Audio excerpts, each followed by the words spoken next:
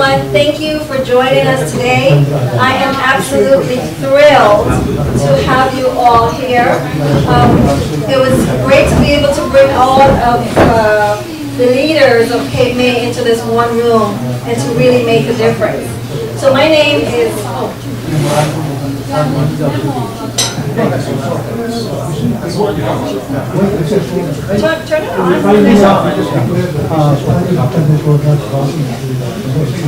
Say louder.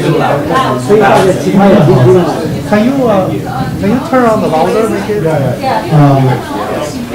这样听得见吗？这样听得见吗？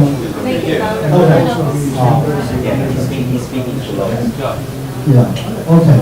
Now it's better. 就是请当地的一些这个企业方面的人都在一起，很高兴。So my name is Julie May Stanley. I'm the Executive Director for the Council of International Trade and Promotion. And our purpose is really to help bridge the gap between the international entities and the U.S. So to be able... 他名字叫 Julia， 他是这个贸易促进会的一个负责人之一，然后他呢把这个企业的不同企业人都同一企业的人都叫在一起，能够促进国际的合作。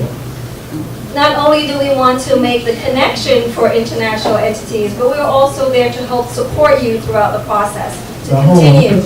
不仅能够让大家互相能够认识，而且呢可以互相帮助合作。So it's a pleasure to be able to bring the delegates here and reaching out to Cape May Carol, who was absolutely instrumental in making sure this happened and opening the connections. I just want to say thank you to Carol and the sisters. So let's give her a round of applause.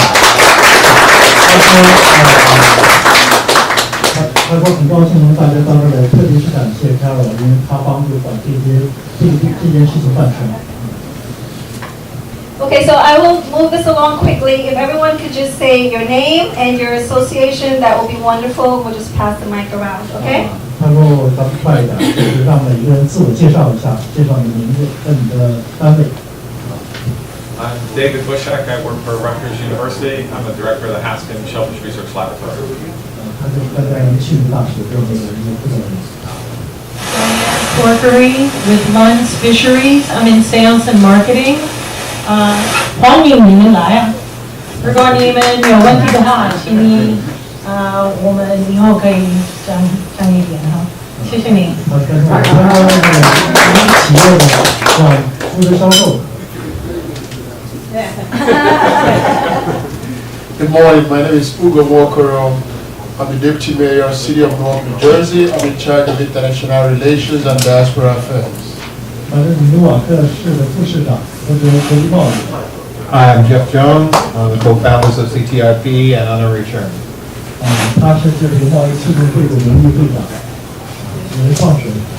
Good afternoon. Mike DeLuca with Rutgers University. I'm the director of the Aquaculture Innovation Center.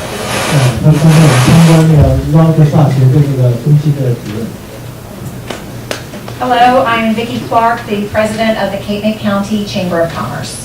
他是这个县，就我们在这个县的这个商会的会长。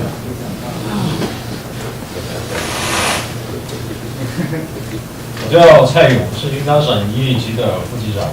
His name is Tsai. He's deputy director of the Fishery Bureau.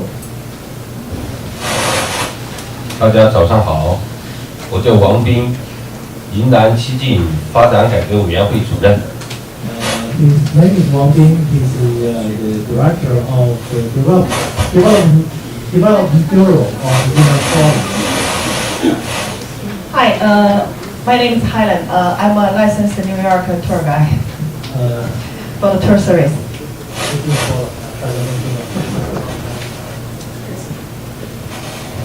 Good afternoon. My name is Jessica Torres. I'm an accountant and secretary for CTIP. Can you repeat it?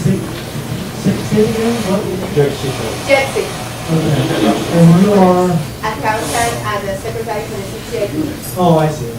他是这个促进会的这个难怪方面。 Hi, my name is Arcelis Tejada. I am the assistant to the secretary of CTIP. 他是他的秘书。 Hi, my name is Abel Rodriguez. I'm a TV host and executive producer of Open TV. 他是这个电视的一个主持人。 Hi, I'm Eleanor Bohannon. I'm with Rutgers University, and I'm the director of the Fisheries Cooperative Center. 他是美国大学的一个部门的主任。 Hi, my name is Carolina, and I'm a representative of Milan Farms. Milan Farms. 他是这一个农场的这个。 Good afternoon. I'm Carol Matesic, Director of Strategic Business Development for Cape May County. Welcome to all of you. Director of Vice Lead for Advancement. What is that? For External Affairs, Strategic Partnerships. For the company.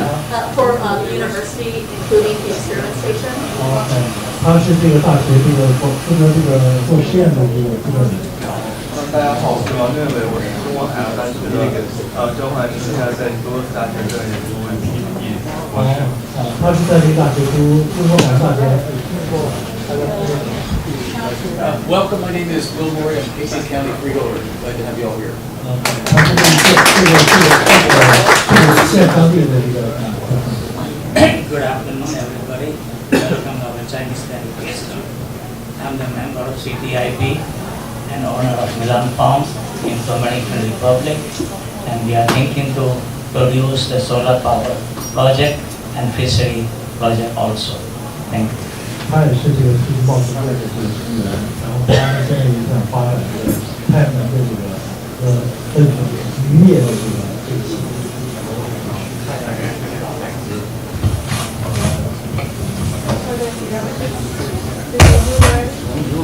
业。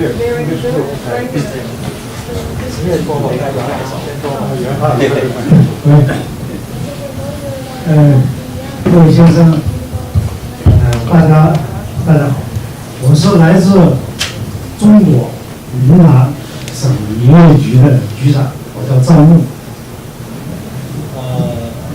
也是这次我们代表团团长。He said good morning. He is the director of the Fisheries Bureau of Yunnan Province and head of this delegation. 我叫田树培，也是来自中国云南省水产技术推广站站长。 He is the director of the fishery promotion station of Yunnan Province. Hi, good afternoon. I'm Jessie Yu, and I'm from the Foreign Exchange and Cooperation Division from Agriculture Department of Yunnan Province. Hi, I think everyone here knows me except Julie. So anyway, I'm Fernando Soto, and the Charter President of CTIP. Thank you. 大家好，我是中国云南省渔业科学研究院院长李光华。很希望能够跟各位多交流，谢谢。He's the director of the Institute of Fishery Research at Yunnan Province.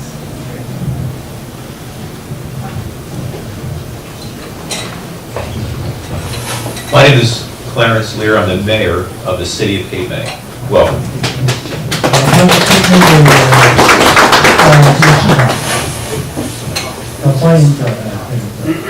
My name is Patricia Gray Hendricks, and I serve on the City Council with Mayor Lear, City of Cape May. Welcome.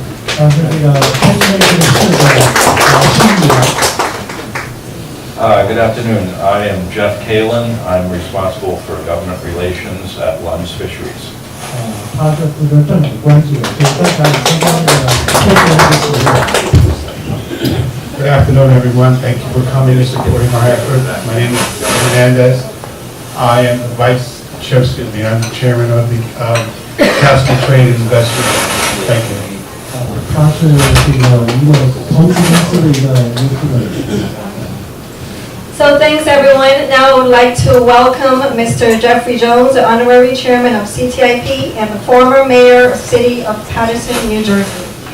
现在请这个拍点什么？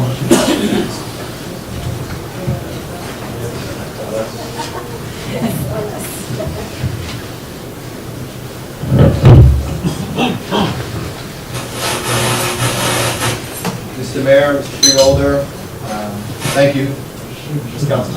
Councilwoman. From one elected to another, we say thank you for hosting us in your great and fair city. Thank you. You've shown and demonstrated what friendship, what opportunity, what bridge building is all about.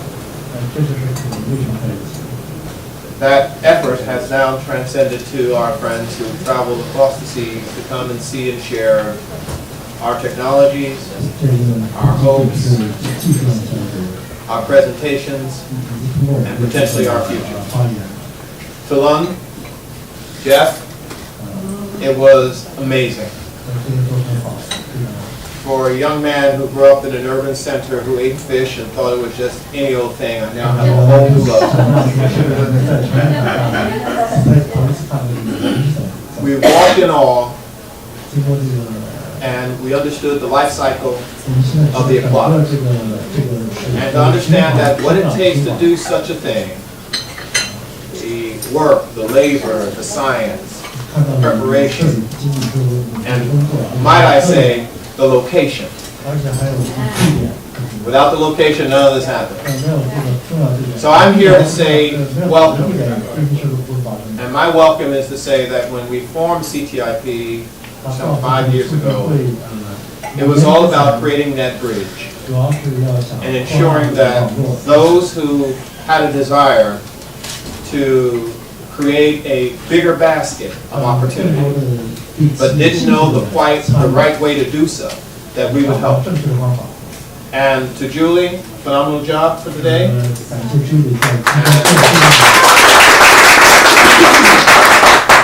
And to the members of CTIP, but I want to spend just a half a second and I'm done. And ladies and gentlemen, you may not know the work and effort that went into this endeavor. Mr. Fernando Silva and I, when we went to India, Mr. Renner, we initially started to bring silk back to the U.S. That was our charge. Silk and silk. And one evening we decided if one opportunity doesn't happen, you don't fall short, you don't quit. You build up and you hack out. And my colleague, my friend, for the last 5+ years, we figured this out.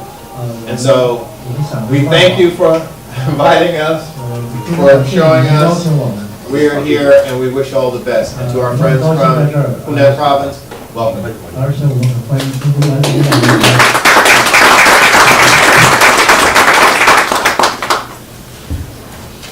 So since I'm not as tall, I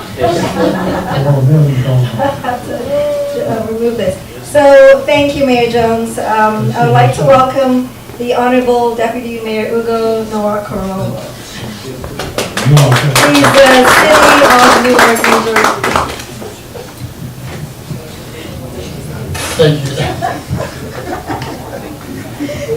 Mr. Mayor, Council Member, Mayor Jones, distinguished ladies and gentlemen, good afternoon. I know some of you probably wondering what is the City of Newark doing at a symposium on the challenges and opportunities of the fisheries and aquaculture towards the sustainability of New Jersey fisheries. Let me just explain. The City of Newark is not into fisheries and all that. But over the years, for like 2+ years now, we've developed a great relationship with CTIP, and with that relationship has grown to the point that almost everything that CTIP is doing, Newark is involved. So even things that we don't have much to do, like fisheries. But in this case, we actually are the ones that help them to invite the delegation from China. So as a courtesy, So we, decided to escort them to this symposium. That's why we're here. But I'm very thankful that I'm here because personally I've learned a lot. Just like Mayor Jones said, I'm originally from Nigeria, so we eat fish, and then we don't know how much effort that is gone to it. But lunch, and of course this facility, they really shown us a whole lot. So I have a lot more respect when I'll be eating fish again. So thank you very much, and again, thank you for having us.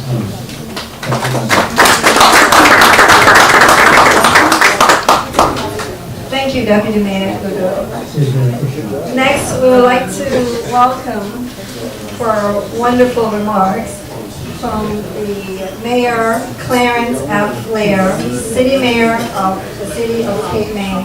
And I'd just like to say thank you. You guys give him a round of applause because he's been very accommodating and making sure we get together. Thank you. I am pleased to have been invited today to be with you all. And good afternoon to all of you, especially our honored guests from China. I extend a warm welcome on behalf of the city of Cape May to those delegates from the Yunnan province of China who have traveled so far to be with us today.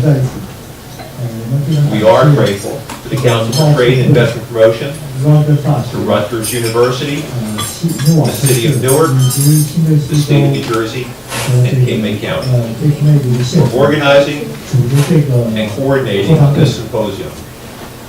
We are hopeful that it will yield many dynamic, new friendships and creative public-private partnerships. I thought it would be helpful and useful for you to understand a bit of the history and character of Cape May County and Cape May City, especially if there will be future visits and potential CTIP partnerships.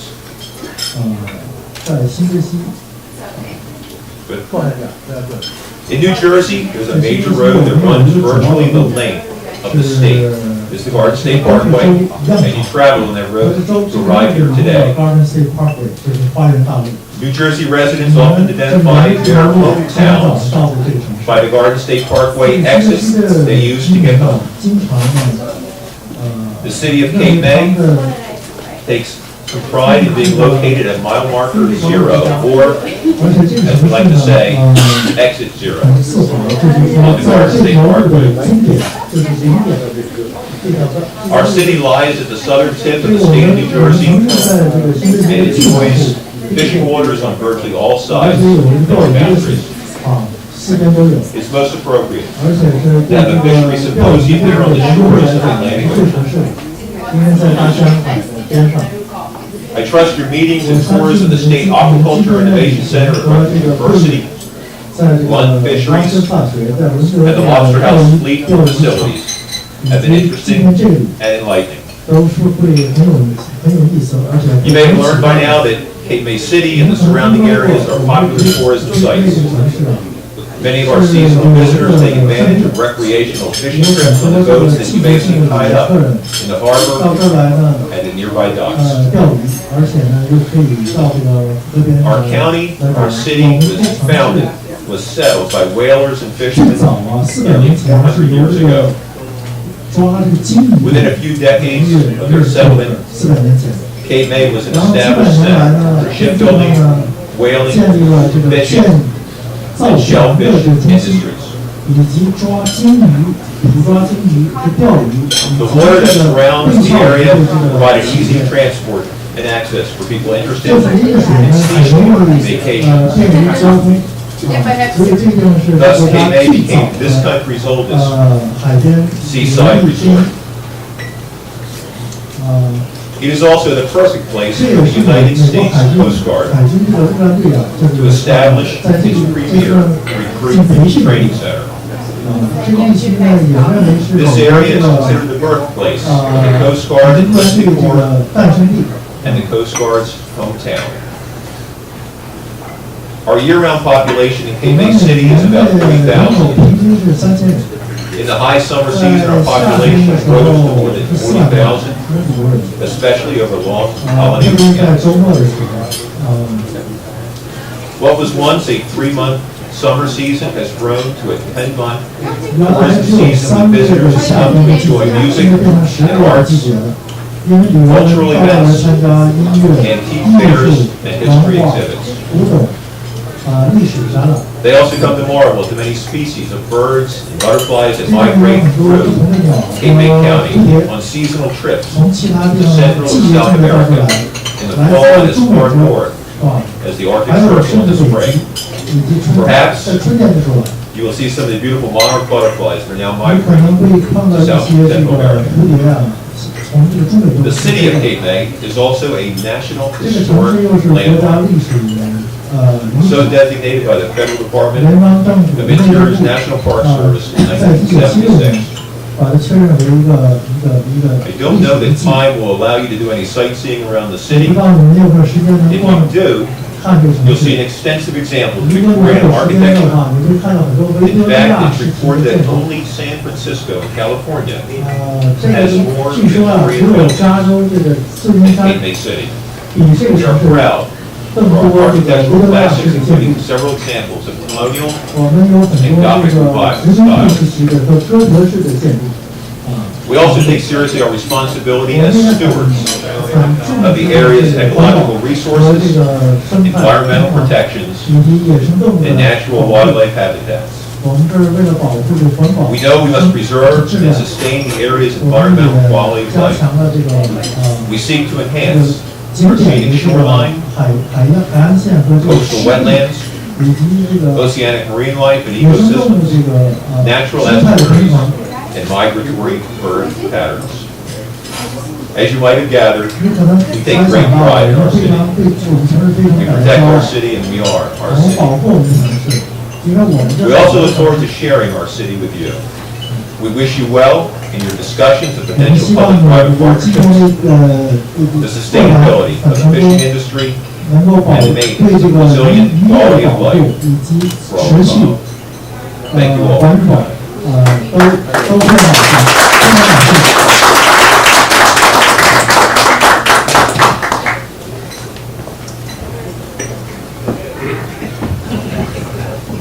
So we have a quick comment. 对 ，Cape May 是 Exit Zero 0号，不是0号。其实请你们不要怀疑那个名字，我们都很聪明。你听得懂我意思吗？其实 Exit 这边是开入那个 Garden State Parkway， 所以我们很骄傲这个位置啊，所以欢迎你们来，谢谢。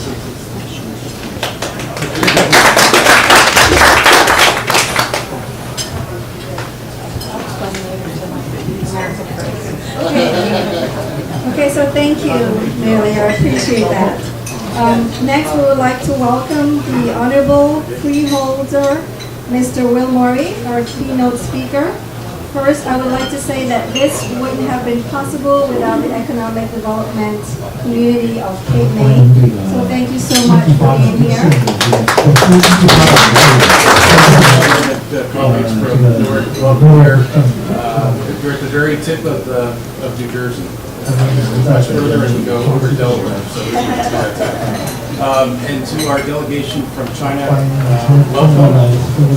We're delighted to have you here today. And we're really interested in learning more about how we can work and collaborate together. Cape May County is a great place to live. It's a great place to work. It's a great place to live. And we are really focused on partnerships and collaboration. We're delighted with the relationship that has been developed with Rutgers. They are a world-class university doing world-class work in fisheries and aquaculture areas. As you've seen a little today, this is a very robust seaport. The commercial fishing industry here is very healthy, and our growing aquaculture industry is also burgeoning. there's great opportunity for growth here in aquaculture as well as commercial fishing. And we're really delighted we had a chance to take a look at the Innovation Center today. And what a wonderful property that is. The work that is going on in the Innovation Center is industry leading, and we're really excited about what that can mean for New Jersey and partnerships such as this. So I think you'll find in Cape May County and New Jersey generally, that we work together to try to bring about success. As I mentioned earlier, we're really interested to learn how we might work together in a way that's mutually beneficial and advance science and advance industry. In Cape May County, we're very focused on conservation as well as the advancement of shellfish and commercial fishing.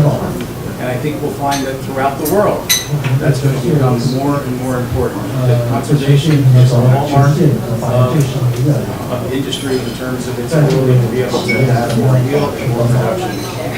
So I know you're going to hear quite a bit from Rutgers, learn more from them. And we're once again looking to learn more from you about how we might collaborate and work together. Mayor, you covered the history well. This is a very interesting area to visit, as you mentioned. We have deep positions in fishing, whaling, as you mentioned. That was set by the whalers years ago. And grown now into a large tourism industry, but very important to us as one of the nation's largest seaports in the commercial fishing industry, and again, growing more and more. So I'll end my remarks by saying that we're here to learn, we're here to contribute, and I think you'll find that we are really enthusiastic collaborators. We wish you great success, and I hope you'll have a great visit. Thank you. I'd like to welcome the man of the hour from Rutgers Aquaculture Research Center, David Bushek, who has been unbelievably supportive throughout this process. David Bushek, Dr. David Bushek, Director of Haskin Shellfish Research Laboratory at Rutgers University, and Mr. Michael P. DeLuca, that I did meet as well, Senior Associate Director at New Jersey Aquaculture Innovation Center at Rutgers University. They will be presenting the overview of aquaculture and fishery research and resource at Rutgers University. I forgot about that. Okay, sorry.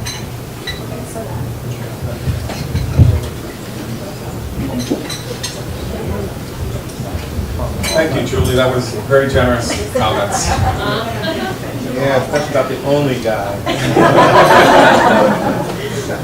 I didn't get that one.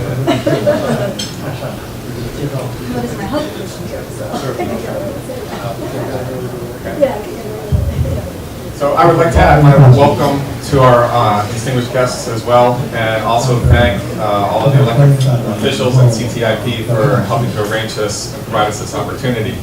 I'm going to talk for a little bit, and then I'm going to turn it over to Mike DeLuca, who is the director of the facility that he toured this morning.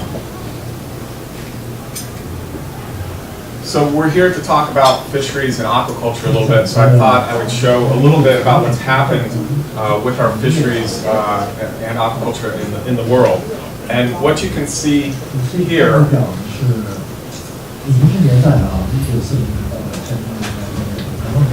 in this line here, the blue line shows the production of fisheries that has happened since about 1950. Around 1980, fisheries production leveled off. This is about as much of fisheries that we can harvest from the world globally. If we want to increase that production, we have to do it through other methods. And the method that is working for us is something called aquaculture, and that's this green line here. If you add those two lines together, we get the increase that we're seeing here. So the future of food production in our freshwater and saltwater environments is through aquaculture. We have to maintain the fisheries production at the level that it is, through sustainable management, and then increase it through aquaculture. 它是现在靠这个非常的靠这个叫 sustain 就是靠维持保持这个就是不能去乱。This is important to feed our growing population. In New Jersey, one of the things that we have done is looked at what fisheries we have and what we can do with them. 这新的经验，它主要看他们的水产是什么。 Here you see the total volume of catch that we have divided by shellfish in the orange colors, 这个橘黄色的颜色是有被壳的这个。 finfish in the blue. 蓝色呢就是真正 This is in production in pounds of fish. If we look at this in terms of the dollar value that they sell for, the picture changes dramatically. 你看这个价值就是这个，虽然这个蓝色的更多一半吧，但是它带来价值很少。在右边这个。 So here we see that most of the value is in our shell fisheries. And these are driven by things like squid, surf clams, scallops, ocean quahogs. So we've chosen at Rutgers initially to focus on shell fisheries. And this is why you've seen that our research facility was focusing on shellfish. We have 4 facilities in New Jersey shown here. I'm going to show you an image of each of them, and we'll end with the facility you saw today. The first facility is called our bivalve laboratory, shown here. It's a modern laboratory. We can do basic biology and ecology there, ecology, physiology, genetics, population modeling. We have wet laboratory capabilities as well as dry lab. Access to the water, the conference space to invite people to come and learn, and dormitory for visiting researchers and students to come.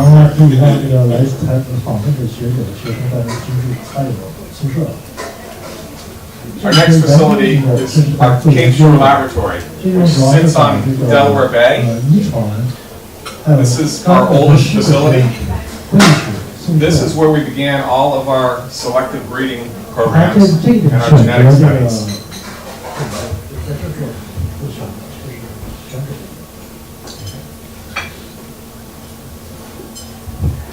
This area is valuable for this extensive tidal flat out here. It provides access for farming oysters,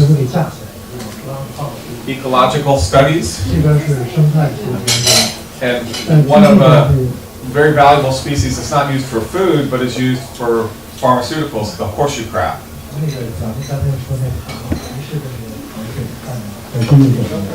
We saw baby horseshoe crabs this morning. Our next facility is located down the road here. This facility is a meeting building in which we work with our local fisheries, such as Lunds, the Cape May, Cold Harbor Spring Fishery, and other ones in the area.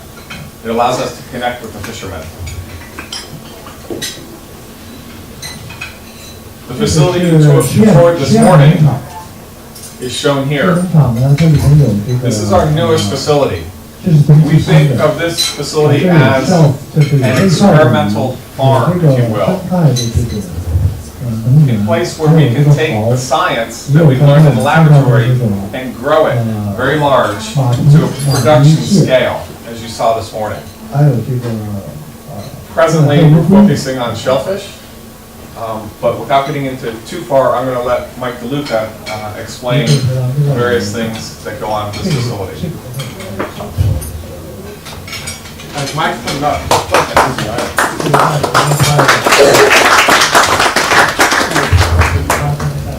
think there's a question. No, just a quick question. Oh, your initial presentation, you talked about that the volume could be diminished if we don't come up with an alternate plan.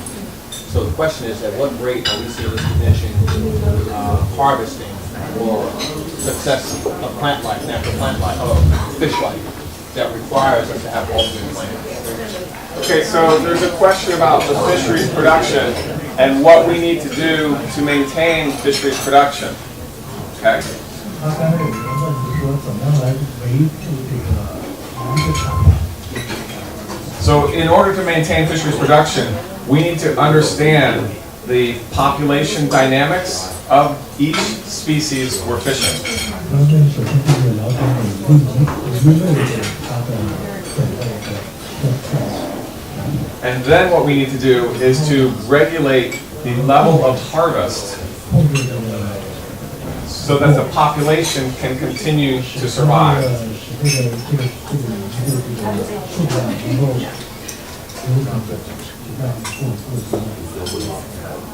And Rutgers has developed a number of programs to do that in collaboration with fishermen and with the government regulators.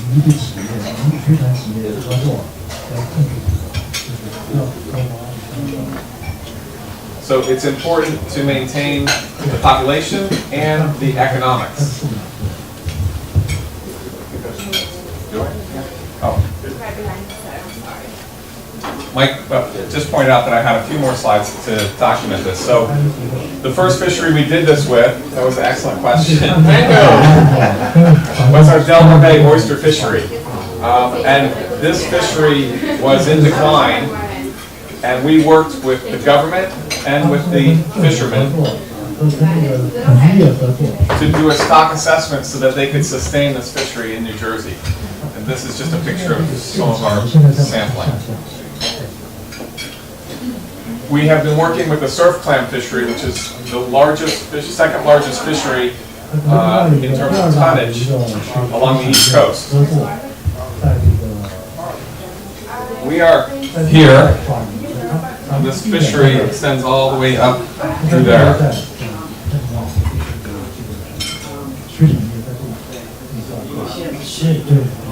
An example of how large this fishery is, this is one boat, and the amount of clams that it catches on a single trip. One trip coming in, at least a few years ago, was worth $50,000 US. Quite a large fishery. The most valuable fishery in New Jersey, and actually in the United States, is the Atlantic sea scallop. Lunds is actively involved in this. Atlantic Case Fisheries is. All the fisheries around here have scallop vessels. It's a very important fishery. The management of this fishery has allowed it to grow, allowed the quotas to increase, and it's very sustainable.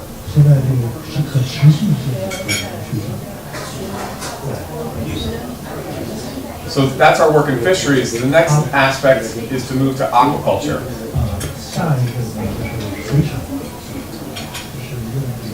Aquaculture is at one end of a spectrum from fisheries to aquaculture, and there are various levels of interventions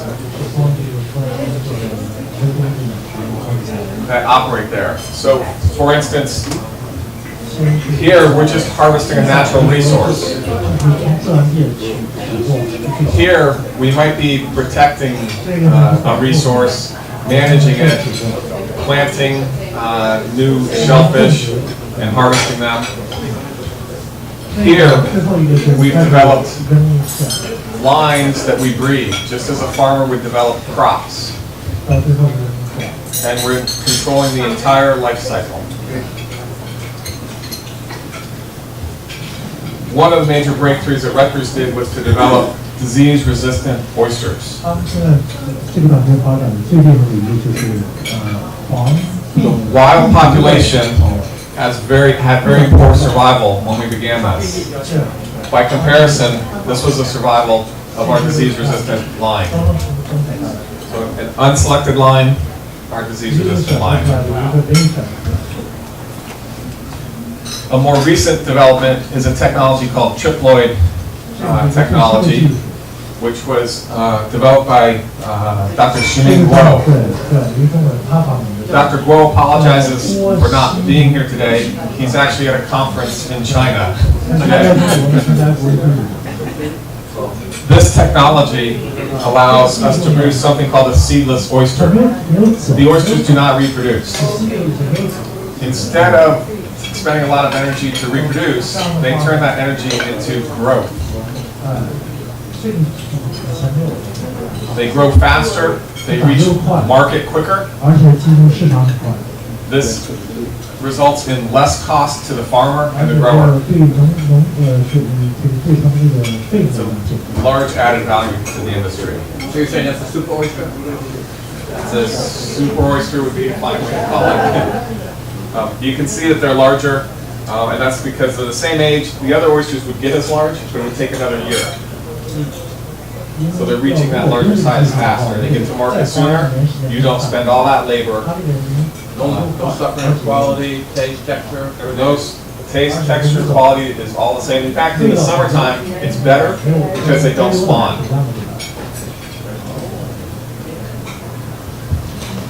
Okay, so at this point, I think it's appropriate to turn it over to Mike DeLuca. Thank you, Dave. Yeah, I have to agree with Julie. Dave is one of the brightest guys I know, too. But let me add my welcome to the delegates from China, our good friends from China. It's a pleasure meeting you and having discussions about potential future collaboration. And of course to CTIP for arranging this and our elected officials for being so supportive. I have to mention, Will Morey in particular has been focusing on diversifying economic development in Cape May County, South Jersey, and aquaculture is certainly a big part of that, along with ecotourism and the drone technology. We were all at the Aquaculture Innovation Center this morning, as Dave noted. We focused a lot of our efforts on shellfish for some very good reasons, the economics, but also because shellfish aquaculture, the way it's practiced here in New Jersey, is perhaps one of the greenest industries on the planet. The oysters or clams are feeding on natural food available in the water. And there's lots of opportunity for expanding the industry. We certainly have our challenges, which we can certainly talk about later, but the industry certainly is poised to expand. And I would also note to the Deputy Mayor, Noah Curl from Newark, don't be dismayed. Aquaculture, I think, has some potential for your great city as well. We can also discuss that in a little while. So Dave described the Aquaculture Innovation Center as an experimental farm, and I certainly agree with that. But I would also characterize it as a business incubator, where we work with private industry, the private sector, to develop new economic opportunities and jobs, job creation.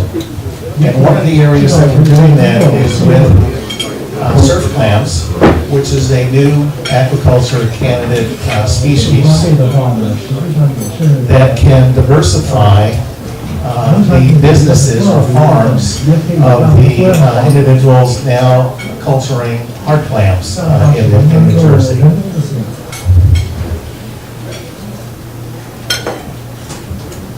So that's just one example. We're working on some other culture candidates as well.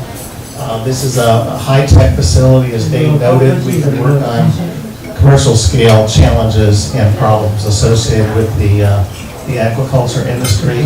We have a lot of land here, and our intent is to expand into finfish aquaculture as well, pond culture, that can include freshwater species as well, which I know is a area of emphasis for our friends from Hunan province. And in fact, we have a few pilot scale efforts we expect to pursue shortly that would take advantage of an algal species, duckweed, to grow some freshwater fish, pacu, and also tilapia as well. So we're working with some researchers on our main campus with that.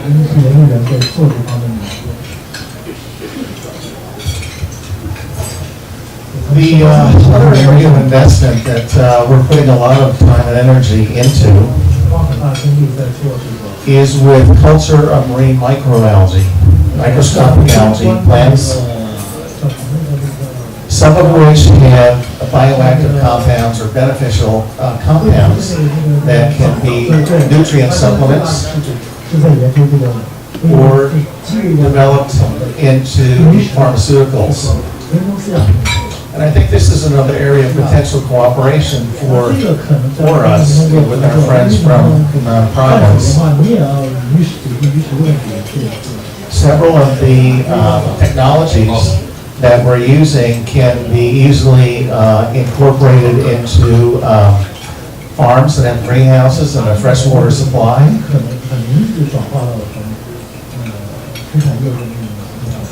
Or that require very, very low quantities of fresh water. And in fact, we've been working with a freshwater algae.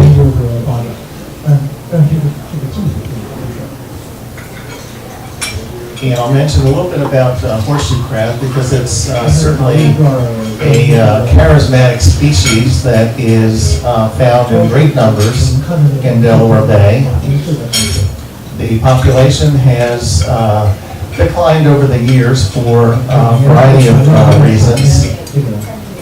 We have a small conservation education program designed to give horseshoe crabs a head start in life.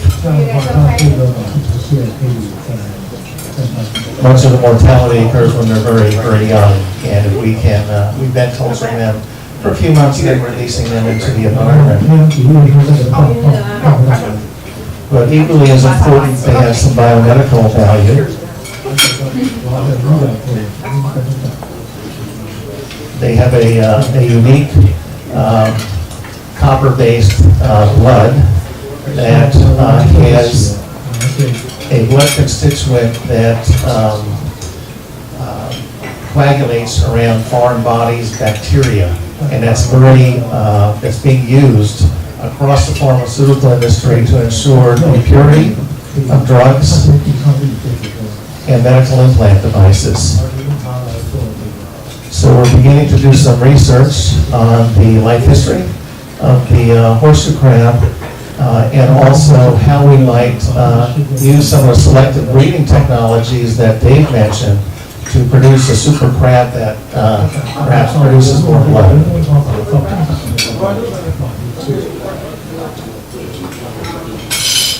Okay, Dave spoke about the disease-resistant oysters. This is one of the signature achievements, if you will, of the Haskin Shellfish Research Lab. I won't go into any more detail on that. Dave also mentioned too some of the economic statistics associated with fisheries and aquaculture.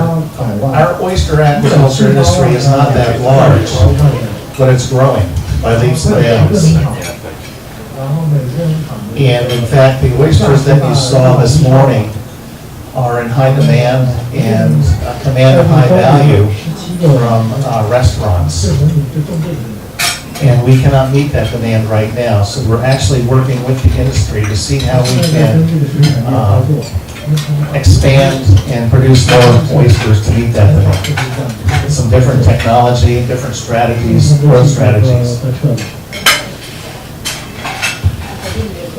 You also saw surf clamps being run in our system. One of our graduate student researchers, this is the basis of his thesis, and again, this is another candidate aquaculture species that we're working on. And this is being done in cooperation with farmers. So we're trying to perfect and optimize the grow-out techniques to preserve clams in the environment. So I'll just close by stating that there's a lot to be said about location. And in this region, obviously, we're very close to some very large metropolitan markets: New York, Philadelphia, Baltimore, Washington, D.C. As the mayor and freeholder mentioned earlier, one of the primary values of this area is the fact that it has very good water quality and good habitat. So there's a good environment for culturing shellfish and finfish. And Rutgers University is working with the county, with the city, many municipalities to try and use this opportunity as a way to increase jobs and economic benefits for many others. And I think I'll just stop right there and see if there are any questions for either Dave or myself. I have one. Yes. All right, so I think it was the algae you're saying you're using, you're doing some science with it. So is this backing into the hydroponic technology? Yeah, it's actually, we actually refer to it as aeroponic because it's very low water use. But that's one technique where we actually are able to grow algae that typically you find on the bottom of the bay or the seafloor. They have very good adherent properties. They're benthic or bottom-dwelling organisms. And so we provide a membrane surface for them to cling to or adhere to, and then we can increase the harvest in a system that could be very easily transferred, we believe, to greenhouse operations on farms.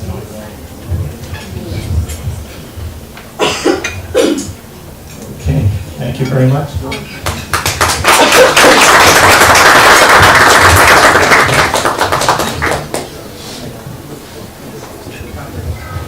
So thank you, gentlemen, for that wonderful intellectual content.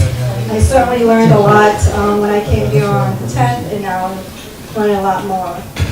Next, the whole reason why we're here is to welcome Zhang Mu, Director General of the Fisheries Bureau of Yunnan Province.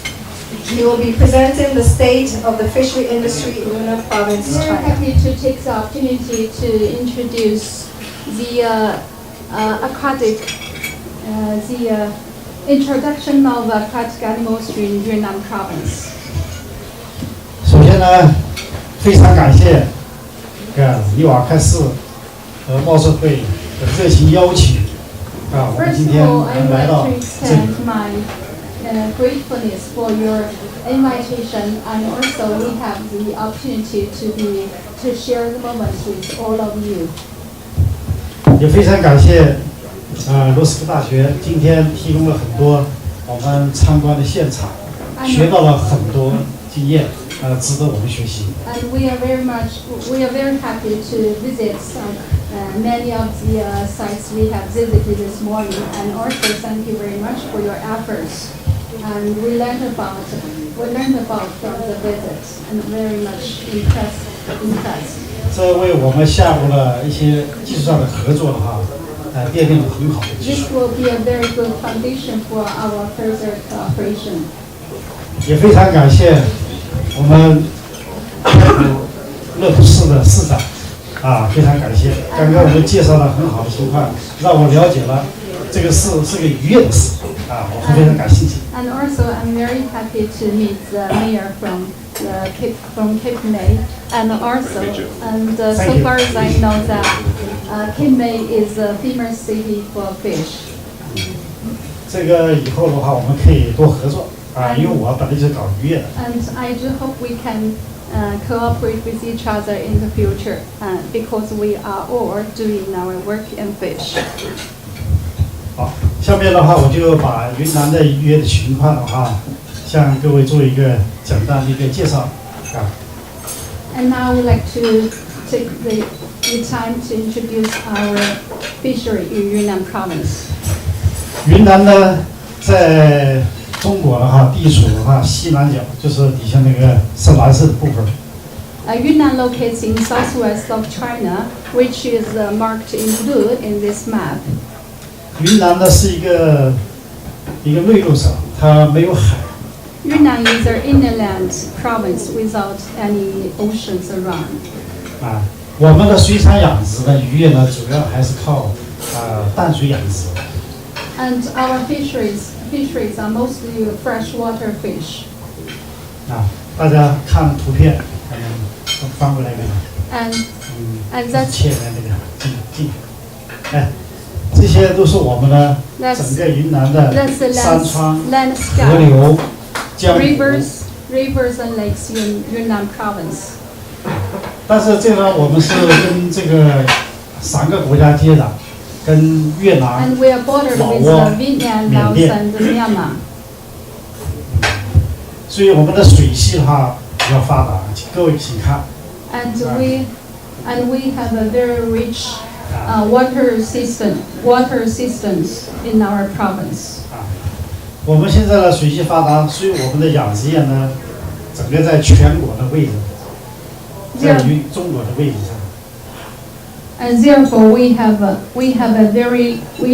ranked a very high position in China, according to the Statosphere, that the aquatic production in Yunnan in 2006 was 0.7 million tons, which ranked number 16 in China. 所以我们的水产养殖的话，比较依托我们的这个丰富的一些资源，我们也是现在搞绿色发展，环保意识，这样养殖的话不能污染水域。We are doing our fish mostly rely on the rich water systems, and now we are focusing more on the conservation of the environment. 这个养殖的这一块的话，就是因为我们的也是像各位一样的，就是养殖环境的话，属于我们保护的好，所以我们虽然是淡水养殖，但是我们的水产品质量安全的话，都是达到国家要求和标准。We are working hard on the fishery industry in our province, and also we are very much pay great attention on the environment protection. 所以这块的话，就是从发展养殖来说的话，就是刚刚这个德克斯大学这些负责人也提出来了，下一步呢对我们整个养殖合作，特别是怎么个绿色发展，在保护环境中实现有效的保护，在保护中的话促进我们产业的发展，这个方面的话我们 So we will work and do more research on developing our fishery industry in the province while keep and reserve the environment for what this is what we say green development. 具体的下面我们养殖的一些品种和技术方面的事的话，我就请我们的云南省的我们渔业推广的首席科学家田树飞先生给各位详细的一些介绍。For further introduction of our fishes, I will trust Mr. Tian. He's the Director General of Aquatic Extension Station of Yunnan Province. He will give the brief introduction.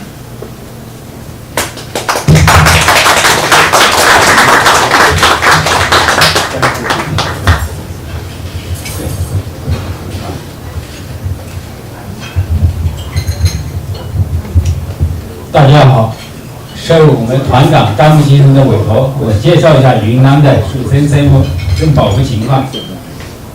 Good afternoon. I will give the brief introduction of our fishery in Yunnan Province.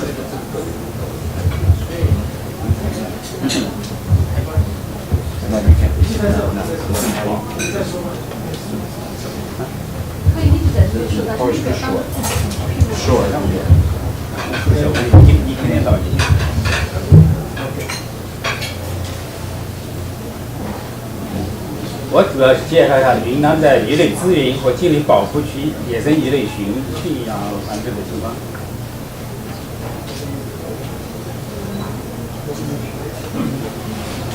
I will briefly introduce the fishery protection in Yunnan province.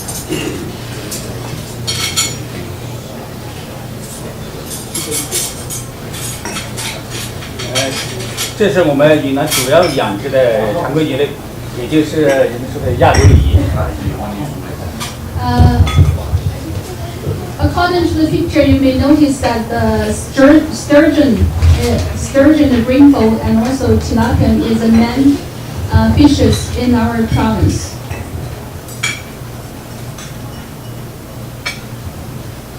这是外来的鱼类多飞鱼，是我们云南省现在养殖产量最大的鱼。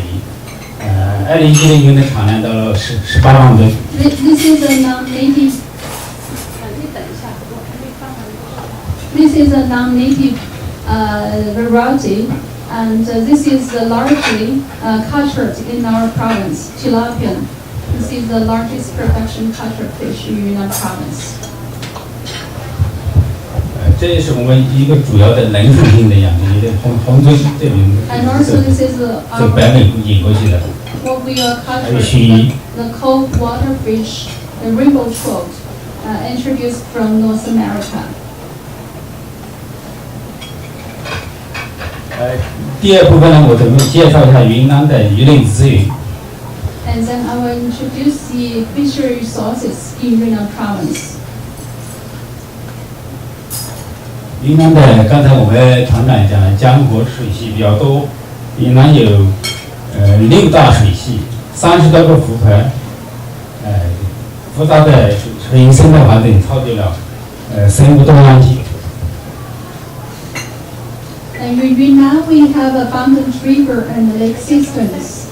We have right now 6 water systems and totally 33 rivers and lakes. And because of the abundant rivers, our fishes are diversified in all kinds. 我们云南这个气候，海拔最高的有6700多米。最低的70多米，有热带，有温带，有比较冷的地方。The elevation in the province ranges from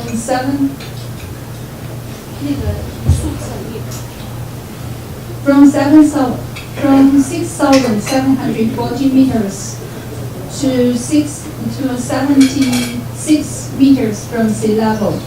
And the temperature ranges from tropical, subtropical, and also cold area. 这是我们云南6大水系的一个图。And this is a map of 有 our 4条流太平洋，有2条是2个水系流到印度洋。Two rivers goes to 这边是印度洋，这边是南海太平洋。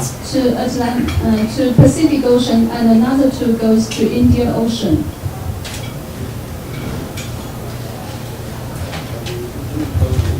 这是长江、金沙江，这是金沙江、长江的上游。This is the upper valley of Yangtze River. We call the Jinsha River. 这是珠江的上游，它发源于云南。珠江就是从我们广东这边流入南海。And this is Nanpanjiang, which is the upper valley of Pearl River. 这是红河，从云南发源以后流入越南。And this is the Red River and goes from Yunnan then down to Vietnam. 这是浪沧江，到东南亚叫湄公河。And this is what we call Langshan River and famous and also called as Mekong River. 这是怒江。And this is Nujiang. 流出缅甸以后呢，叫萨文江。And also called the Southern upper valley of Southern River. 这是伊洛瓦底江，在云南呢，主要是一些支流， And this is some of the main streams of Irrawaddy River. 这是云南省的昆明。And this is a Dinshi Lake, right close to our capital city of Yunnan province. 是云南最大的浮排，有45万亩。 And this is also the largest freshwater lake in Yunnan province. 300平方公里。And about 300 square kilometers. 这是一个叫抚心湖。这是And this is Erhai Lake.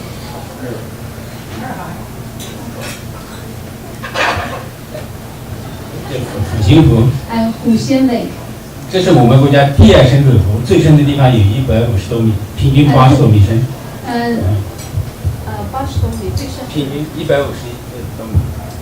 This is the second depth freshwater river in China. The average depth is 150 meters. 151米。最深的87米。Oh, sorry. The average depth is about 80 meters from 80 meters, and the highest, the most deep area of place is 150 meters.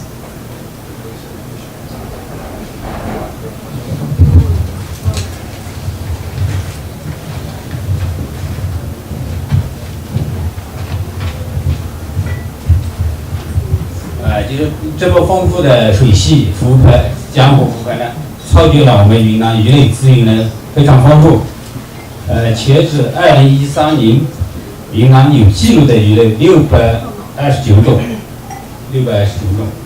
其中只有土生土长在云南的594种。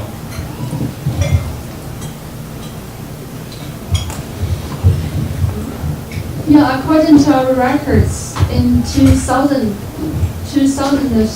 that we have altogether 629 fish varieties, and for our local varieties, we have 594 species.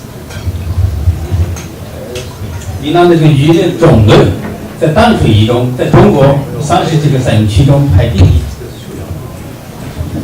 And the volume and the variety of the fish in Yunnan province ranked #1 in China's records. 这些鱼类中呢，属于我们国家一级保护的，中国一级保护的有2种，2级保护的有4种。We have 2 varieties which belongs to Level A national protection animals. The Chinese sturgeon and also dabrinus. 这是我们云南品品的6种名鱼，当然。Now, this is our 6 famous species in Yunnan province, with Latin name written. 这是会嗑瓜子的鱼。This is a fish who can crack the sunflower seed. He can bite the seed, but leave the cover out. And also we have a kind of a fish who can climb a tree.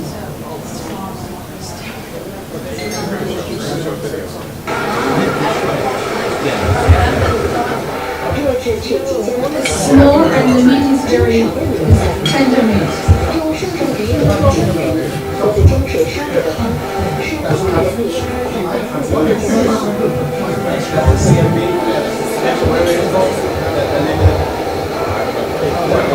This is the minority ladies who are catching this kind of fish in the rivers.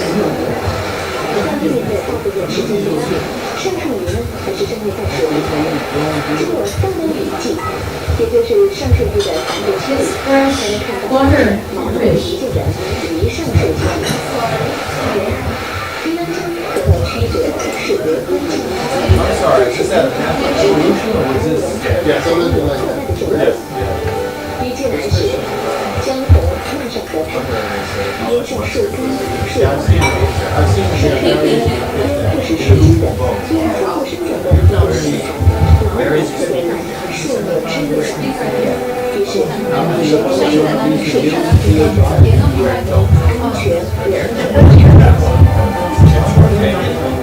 这期间，上课题全部退入的时候，我们一直在手动起来。所幸的是，当地居住的傈僳族人。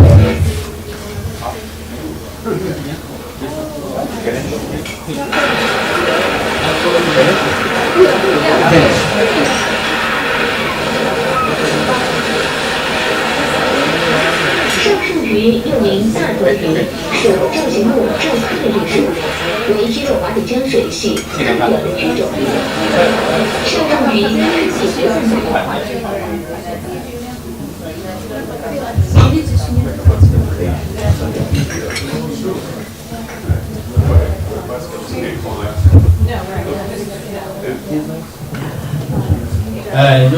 如何保护这些土著鱼呢？来，对吧？我们有两个方法，一个是禁令保护区，一个是人工驯养繁殖。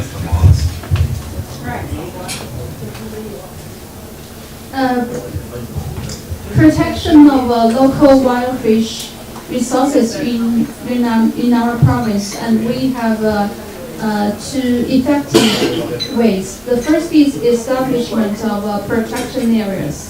The second is for the catchery, we call the domestic breeding, which treats the wild fish as home catchers. 我们现在禁令保护区，我们云南截止2010年有禁令了，以水产种子资源就是鱼类相关的保护区15个。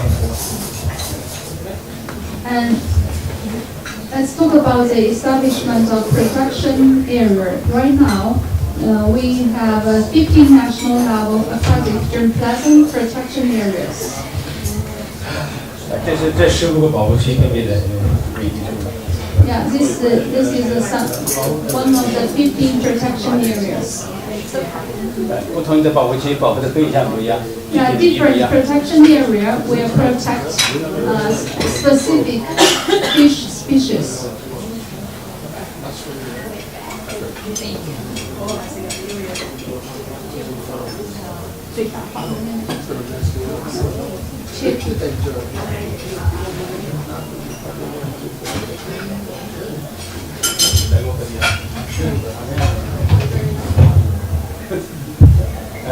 第二个办法呢，就是将野生的鱼类人工繁殖出鱼苗，又放回江河里面。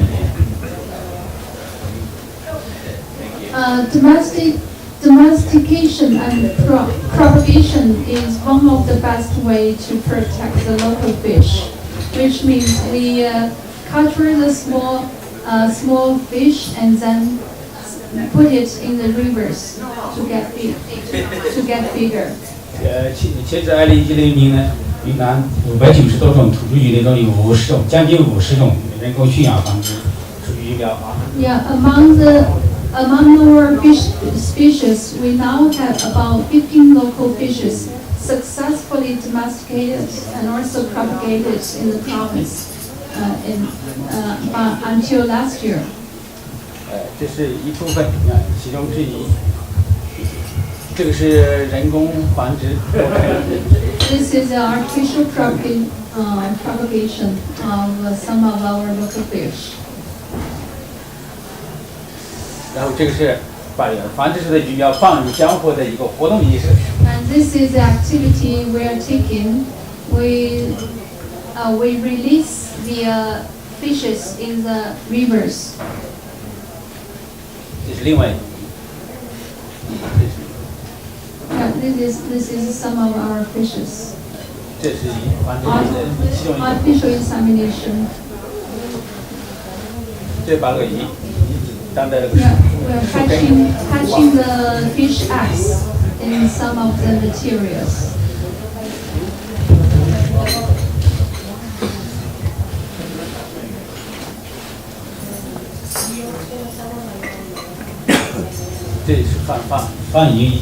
Also, this is an activity where releasing the young fishes in the rivers.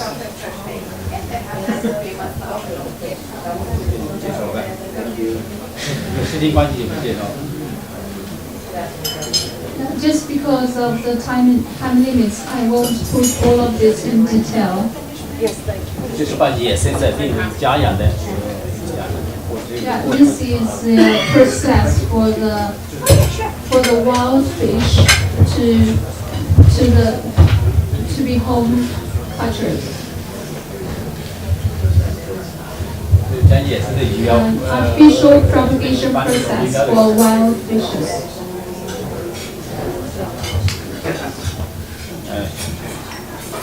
这家小鱼养跟成大鱼。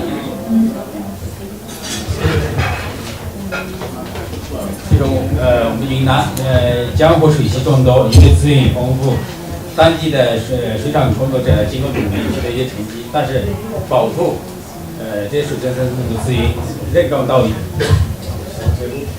Yeah, we have a long way to go for aquatic animal protections in our province. 大家下面休息了，不要介绍。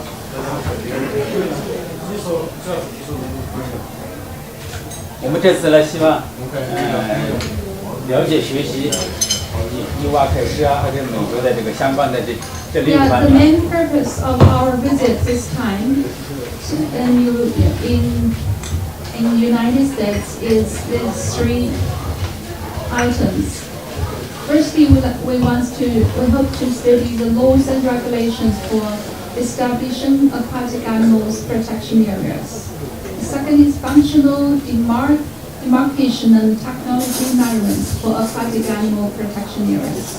The third is endangered species conservation measurements. The fourth is fish catching management for rivers and lakes. The fifth is fish catching management and regulations. The sixth is the non-native species management measures. 谢谢。 Thank you very much.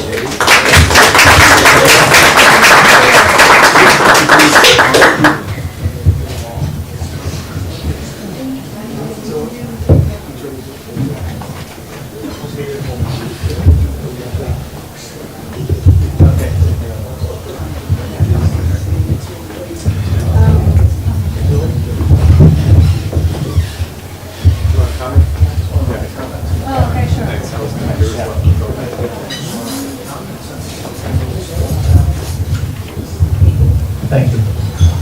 Those were very interesting and informative presentations. Thank you.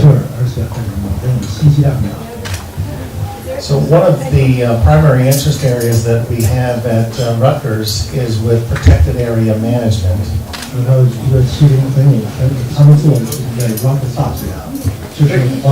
Particularly as it relates to management of human resources, natural resources. And working with communities to help sustain some of the coastal systems that provide benefits to the community. And Rutgers University is part of several science-based networks to develop science-based strategies for managing these protected areas. One of which is called the National Estuarine Research Reserve System.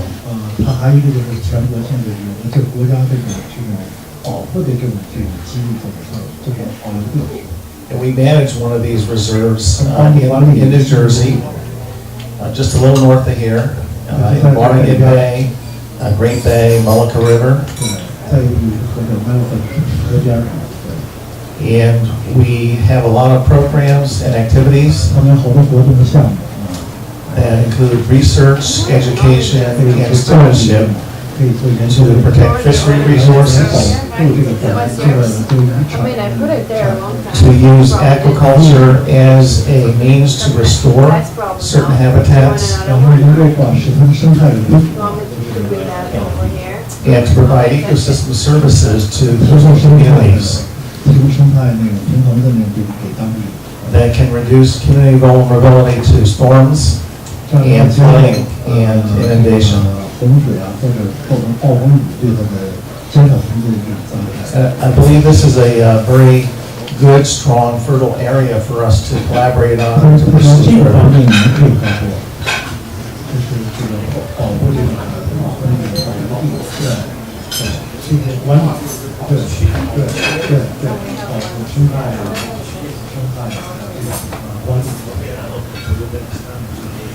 I would like to add to Mike's comment as well. Very interesting presentation. We also have a strong focus on domestication and breeding. 他们现在也有很强的这种项目，就是怎么样让它是家畜化，就是让人工化、换化，不是自然的。And use that in two ways. 还有两个方法。 One is to produce food through the domesticated species that we grow. 它是一个是通过就是把它变成一个家畜化，像有身体生命变成家畜化，形成And then to use the undomesticated ones that have not been domesticated, to repopulate depleted populations. 然后他说呢，还有一个办法呢，就是让这个没有被家畜化的这种野生的这种鱼啊，让它在那个没有鱼的地方让它繁殖，这样子让它。 Yes, sir. I think there's a question here about legislative restrictions. Okay, but I yeah. just think that's what we're running into. Okay. You know, this is great, and I can see further opportunities for a lot more in-depth conversation and for clarification, the opportunities, how the economic development can support the initiatives, collaborating with Rutgers. I think there's a lot more that can go on here, and we'll be definitely love to help along. Now let's welcome Jeff Kalin from the Government Relations for Lunds Fishery, who has been absolutely supportive along the process and making the necessary accommodation for us today.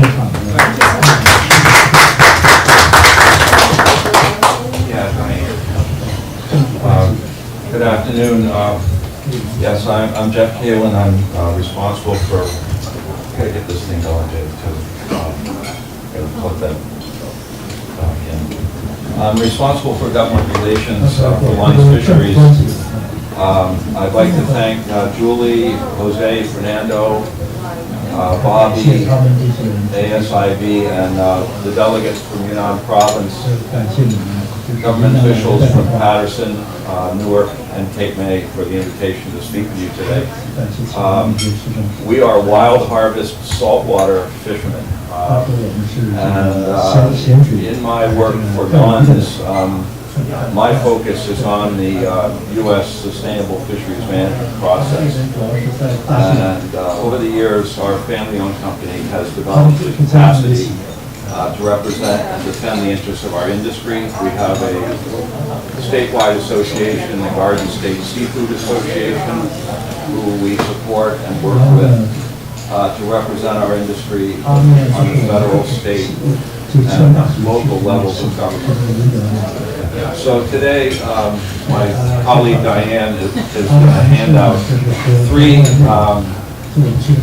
handouts for you. I think we're running out of time, so I'm not sure I'm going to get the presentation, but this is a presentation I gave in Spain a year ago, which focuses on the management of commercial fisheries in this region through the lens of our local squid fisheries. So we'll get to that in a moment.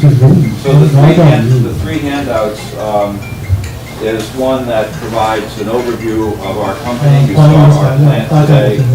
We work with about 15 species. 他们一般钓大概有15种。 and purchase, produce, and distribute about 75 million pounds of fresh 大概每年fish each year. 75个 million Our 70万 fresh and frozen domestic sales extend from Maine through Texas, while our frozen exports extend to markets around the world, including China. 包括日本。 This brochure describes the Science Center for Marine Fisheries, 他们 which is a partnership with our National Science Foundation. It's an industry, university, government 他们 partnership 参与了有大 providing academic research products that are essential for the sustainable management of our regional shellfish and finfish resources, which we're particularly proud of. We partner with Rutgers. David talked about the clam industry. They're partnering with us. This is all on the wild harvest side of the business, but science is vitally important to the sustainability of the resources that we work with. And as I mentioned, the company I work for is a family-owned company. We have a third generation working over here today. Then finally, the third handout is a brochure that describes our products at Lund's Fisheries and so forth. So, as I say, this is a presentation I provided a year ago in Spain, where we, which one do I push to this? Just the space bar. Okay. So we work closely with local, state, and federal officials. Some of you may recognize the gentleman in the middle there,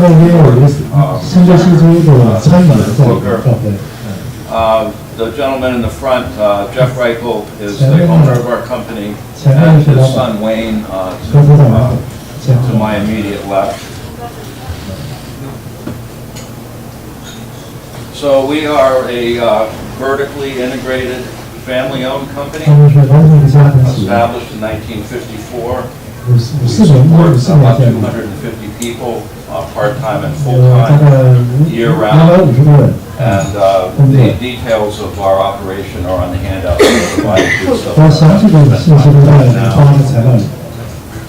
So our federal fisheries are managed in 8 regions around the country, and our operation is managed by 2 federal councils, the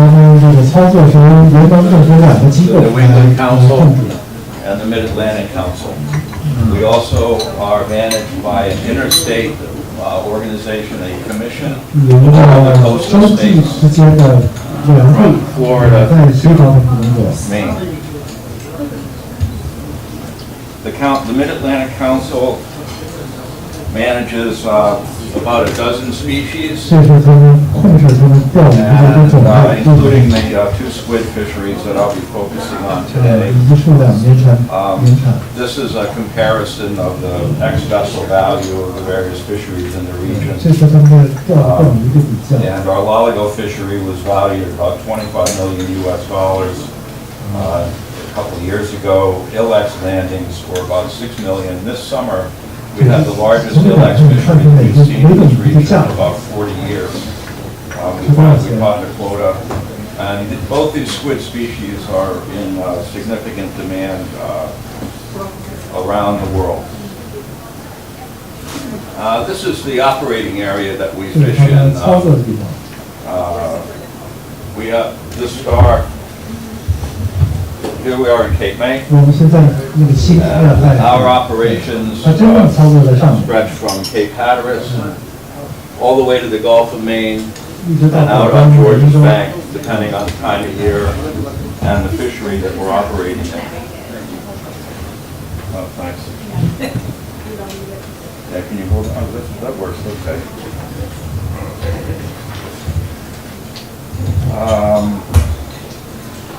So there's a lot of detail here about the squid fisheries. I'm going to blow through this pretty quickly.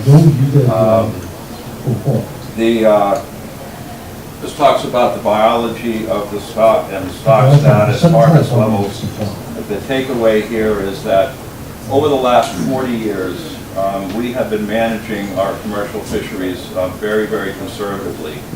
And our quotas are in the 20,000 metric ton range and have been in that place for quite a long time. When I spoke in Spain, we were able to explain to our customers in Europe that we have a very sustainable regional resource that we can make available to them, not only today, but in the future. I've given this presentation to Julie, and it can be translated and sent to each of you. So this basically shows you the landings over time. This is our quota, and these are our catches. So you can see that our catches are generally below our quota historically. Prices, high, squid is very valuable worldwide, and our largest problem is insufficient supply. There are tremendous markets for high-quality squid and the other species that we produce, not only here, but also around the world, in Europe and in Asia. So these are just some figures on the number of vessels that we have. Another thing that we do in management is try to match the number of vessels to the quota. And this last year, the number of vessels in the Loligo fishery, the number of permits were cut by about 40% to eliminate, these were permits are not being used to eliminate future overfishing potential. So another thing that we're doing is we're working with an international organization called the Marine Stewardship Council to certify through a third party this an organization that grew out of partnership with the World Wildlife Fund and Unilever, a large supermarket chain in Europe. And over the past year, we've worked with another squid producer in Rhode Island, the Town Dock, to certify our squid fishery, and we're moving ahead with this now. Should be completed early 2018. And our certifying body basically explains that we're ready to proceed to full assessment, and we've been pursuing that this past year, and we were going to be able to certify to some of the big distributors in the United States. Help me out. Big Cisco and Walmart and a lot of the major distributors in the U.S. need this certification. Want this certification. Right. So we're responding. It's costing us, I don't know, $100,000 or something like that, on top of the management that we have to go through with the federal government. So we're basically passing the test and can provide to our customers a certified sustainable squid product. We also do the same for scallops. You saw some of our fresh scallop operation today. So in the last 3 or 4 years, we've actually partnered with these international organizations to certify the sustainability of the fish that we harvest here. This is additional information about the Ilex squid fishery. This is primarily a bait squid, but being used more for food in the U.S., yes. But in great demand in Europe for food, and Asia for food too. So, and this is, again, our Ilex landings were very low. This year, however, we caught the quota. And here, when we reach that quota, we report every single week. Once we reach that quota, the fishery stops. And our catches were so strong this summer that they shut the fishery down to our surprise, we didn't know we were there. And then we worked with our federal government. We have a very good relationship with our federal government to reopen the fishery for about 10 more days to allow everybody to get in, take their last trip, and stop. So we're very, very careful in this country not to exceed these hard caps, these hard quotas on the fish that we take. And that's good for our customers. This is the same thing with the price. They said the price is very, very strong. And the number of boats, only about less than 10 boats in the LX fishery. Uses different gear. It's a summer fishery. Not nearly as many people involved in that fishery as there is in the loligo fishery. So the last thing I wanted to talk about is climate change. Climate change is one of the major sources of uncertainty in the fisheries management world in the U.S. today, and as well as in other areas of the world. So, as these slides will indicate, recent scientific evaluation tells us that global warming may actually benefit squid productivity worldwide, which would surprise you. So, this is Current Biology magazine. That basically says that there's been growing speculation that cephalopod populations are proliferating in response to the changing environment. So it's a little different than you might think. You actually have an opportunity for more squid. These are animals that have been around for millions of years, and they're pretty good at surviving. So what we have to do is just get in the boat and go get them. This is another one from Scientific American, same information. So I was in Spain last week at the cephalopod conference.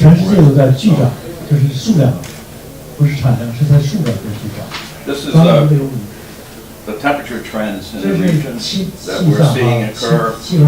And it doesn't mean that these animals are going to disappear, it just means that they're going to be someplace else. So we're offshore fishermen. I showed you earlier how we operate from Hatteras to the Gulf of Maine.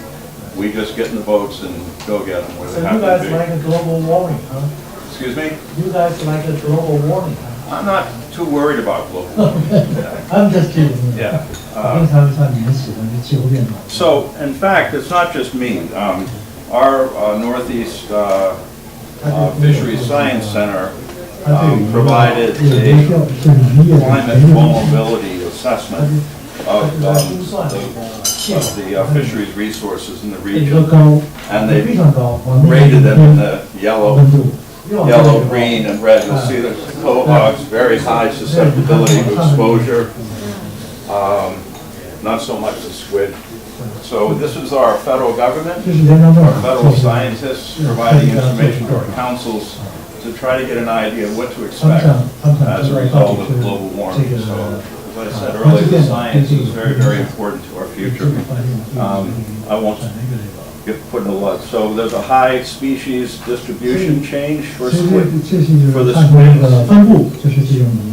but a positive directional effect for productivity. Not so good for the quahogs, not so good for the mackerel and the surf clams. In fact, I don't know if you had a chart up, David, but the surf clam and ocean quahog resource in this region has moved out of the region, and the fishermen now go all the way to George's Bank, where the water temperatures encourage the growth or cooler.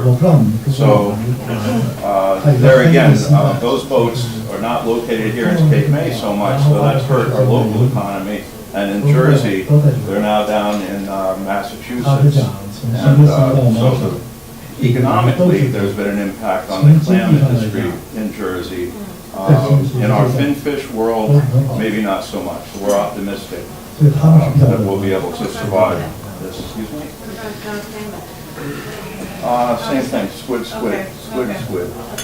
So, more about sustainability. So that's it. Just a 他的介绍，他们很快的给你们。 And I'd be happy to answer any questions either now or later.